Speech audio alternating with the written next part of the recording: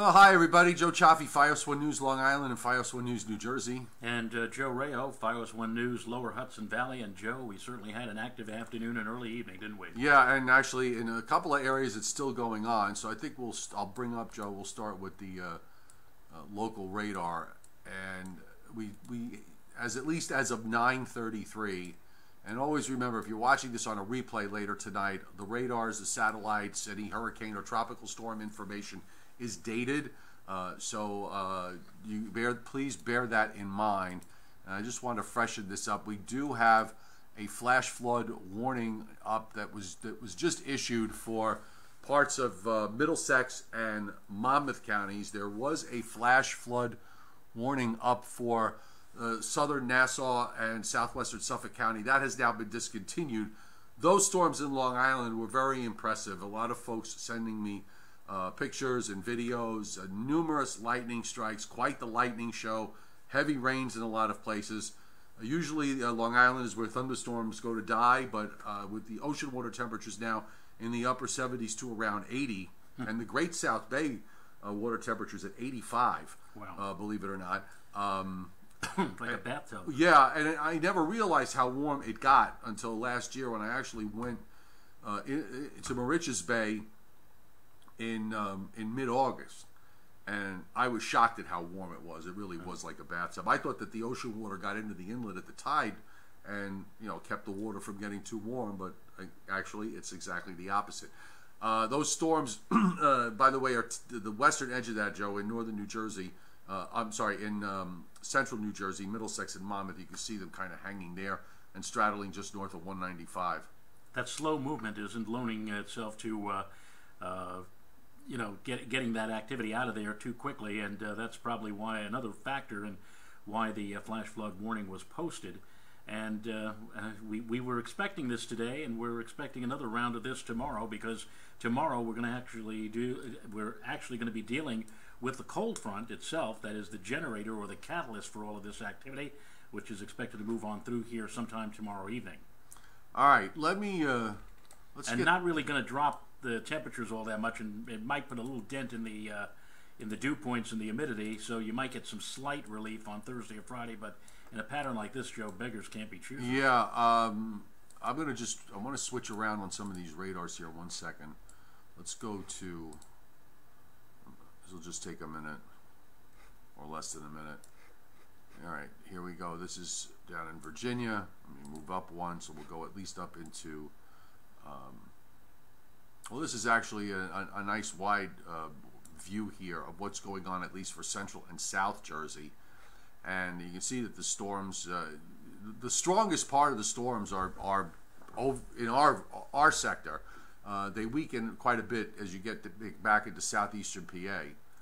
And there was quite a bit of lightning, cloud-to-ground lightning. We've seen a lot of that in the thunderstorms over the last several weeks. Cloud-to-ground lightning, which of course, the electrical nature of these storms leading to lots of power outages. No reports of any power outages yet coming into the Fios 1 newsroom, but there may very well be people who are without power now because of these storms. Just from some of the reports of the folks that are on board tonight, so I saw that Angry Ben said that there was wind damage in parts of Long Beach and in Brooklyn. Lightning show still going on for Jackie Bilello. Tell us where, though, okay? Make sure, folks, when you do, I know where some of you live, because some of you have posted many times, but I don't know where all of you live, and when you do put up an observation, which we really appreciate it, just let us know where you are, because this way, we can pass that along. Suffolk County, Barbara Leadner calming down, was pretty active out near Selden and Setauket. John Conte, bad storms in Brooklyn. Catherine Wolfe Courtney, insane thunder lightning going on in Monmouth County. You've got that flash flood warning up over there for you. War zone in Wantagh, 2 to 3 inches of rain falling in parts of Wantagh, Joe. Well, how did the Hudson Valley do with all this? Hudson Valley had, amazingly, 2/3 of an inch was reported at Westchester Airport, and yet further to the north, up toward the peak, up toward the Fishkill area, not a drop of rain.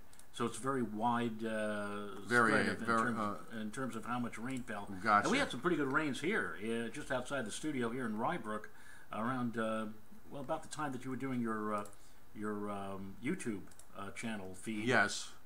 Came in and to report on that. So we some pretty good poundings across much of the tri-state region, and I guess we'll just rev up and get ready for the next round, which will come our way probably, I think, earlier in the afternoon tomorrow. Today we started seeing this happen long about 4 or 5 o'clock, but tomorrow it may actually be earlier than that, right? Maybe as soon as noontime. We'll see. And then after that, we get a little bit of relief. I don't think we're going to get too much relief on Thursday. We'll probably have to wait till Friday, and then this trough stretches out to our west from the St. Lawrence Valley, west-southwest. The GFS this afternoon, for some reason, has this like almost sheared look to it.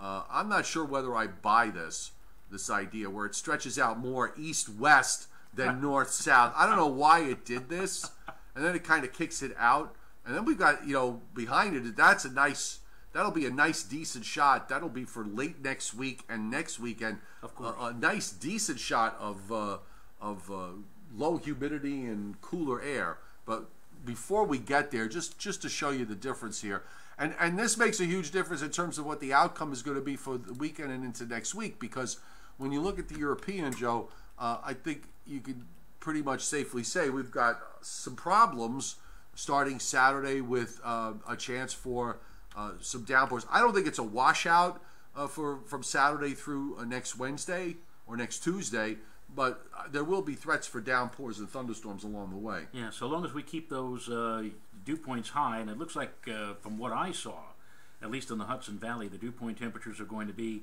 pretty much in the high 60s and low 70s right on through the next 7 days. Again, a bit of a dip, if you will, Thursday into Friday after that front passes on by, but then we go right back up in the higher 60s and low 70s again when we get to the weekend and early next week. And you combine that with any little disturbance that might be rolling on through, and you end up seeing what we had today. Gusty, strong winds, heavy downpours, storms that are very local, but can produce a bit of damage if you're in the wrong spot at the wrong time. Yep. All right, so this is Hurricane Hector, continuing on a course, looks like slightly north of due west. At some point tonight, it's going to turn straight west. It is... actually, that eye is getting pretty close to 17 degrees north. It better start turning to the west really soon. Otherwise, it's going to make a closer pass of the to the Big Island of Hawaii than modeled. So it should make that turn overnight. But it's kind of getting a little bit nervous here with that eye approaching 17 degrees north. Sometimes these storm systems, especially the very intense storms, although the computer models are saying one thing, and they eventually do make the turn, the sheer momentum of trying to move a system like this, even though it's a small system, is such that it may end up, as you just noted, moving a little bit more to the north than what the actual predictions are suggesting. Right. Now, here's another view, and actually this is Hurricane John, and the reason why I bring this up, it's reloading, you've got... Actually, you have Tropical Storm Christy, which is in the center, the smaller one. Right. Hurricane John, which continues to expand and organize. And at the very beginning, Joe, Tropical Storm Ileana, which was its own tropical system, right, very much identifiable, as John just exploded, they were only a little more than 200 miles apart, and John basically turned Ileana into a feeder band and just drew her right in, and that was the end of that. That's kind of reminiscent of what happened with Hurricane Grace and the great no-name hurricane storm back in 1991. The great nor'easter that, of course, evolved into the movie The Perfect Storm. Right, right. And the novel, I should say, before the movie. But there was a hurricane out there, and the hurricane, as we just saw here today, just simply got absorbed at that system. Here's the Pacific view, so you can see all three storms. You've got John on the right, Christy in the center, and Hector on the to the left, approaching the Big Island of Hawaii. I also have another view of this. This is the enhanced view, and Christy's not really all that impressive, but you got a hurricane, a tropical storm, and a hurricane. And also, you know, you look at the size of John, which is probably at least double the size of Hector. Hector still remains a category 4 hurricane, 130-mile-an-hour winds, but in terms of, you know, geographic coverage, it's only about 120, 130 miles across. And you were able to do a little bit of research and discovered that when Hector crosses the international date line, it will be maintained as Hector. It will not that get a new name. is what my understanding is that is indeed the case, that they will keep the name for continuity's sake. This was the last recon from late this afternoon and this evening, and the pressures, you know, been kind of 951, 950, 950, 952. 4 passes here.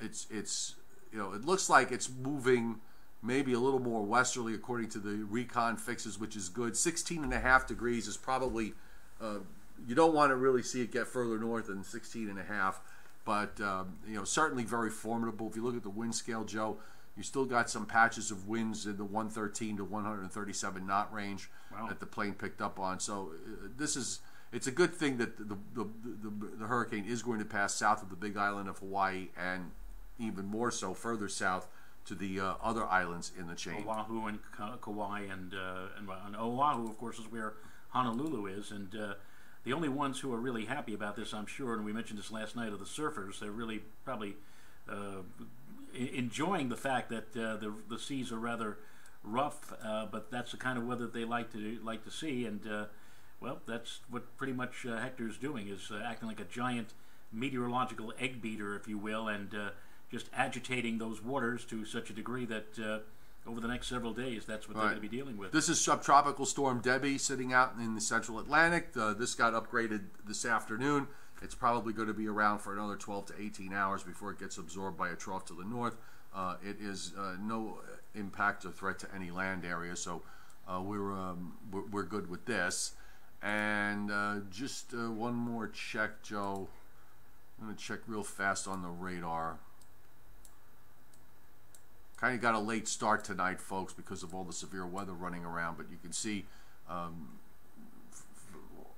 Let me just refresh this one more time. I know the Met game at Citi Field was delayed. They're playing Cincinnati tonight, so that game will run a little bit later into the night as opposed to... It looks like the rain's pretty much done there over at Citi Field, I would think. Yeah. But you still got that little batch that's left in Middlesex and Monmouth County, where we have the flash flood warning that is up until I believe 1:15, but 1 a.m. But just bear in mind, folks, that a lot of times these warnings are up and then they're taken down. So you just have to sort of pay half attention to what's going on. They don't always last as long as they are, you know, as the end times are indicating. Okay, yeah, a lot of shelf clouds, Bob Wilson. I'm just trying to real fast. Massive tech, James Oakland, Selden massive tech rescue. My understanding is that there was a house struck by lightning in Selden. The lightning shows on Long Island were nothing short of spectacular. And I'm just trying to run through everybody's comments really fast. All right. Yeah, Addison, I'm sorry. You know what? We got a late start, so not able to Skype tonight. Maybe we'll try it for tomorrow night. All right, you got to go and I got to go. So it's FiOS 1 News, Long Island and New Jersey for me. And FiOS 1 News, Lower Hudson Valley for me. And who knows? We might end up doing this again tomorrow. Right, Brian and Jeffrey, Brian Fitzgerald, Jeff Banson on in the morning, and Brittany Borer, Addison Greed on midday. Joe and I will be back tomorrow evening. Have a good one. Good night.